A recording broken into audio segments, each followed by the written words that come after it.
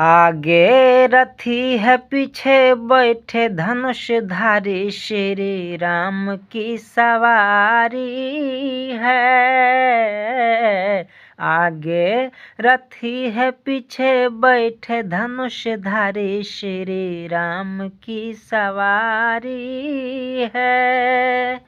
राम की सवारी, श्री राम की सवारी, राम की सवारी, श्री राम की सवारी है। स्वागतम की तैयारी, हमारी श्री राम की सवारी है।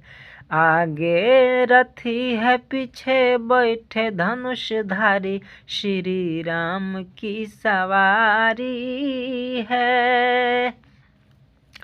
तो ये श्री राम पर मैंने यह भजन लिखा है जो कि हिंदी में है, और यह किसी ट्रैक पर है, मतलब कि यह ओल्ड ट्रैक का है। और यह सॉन्ग अगर आप गाना चाहते हैं श्री राम के सम्मान में, उनके स्वागत में, तो आप यह गाना हमसे लिखवा सकते हैं, यह गाना हमसे ले सकते हैं और रिकॉर्ड करवा सकते हैं, गा सकते हैं। तो नीचे व्हाट्सएप नंबर है, संपर्क कर सकते हैं और हमसे यह गीत ले सकते हैं।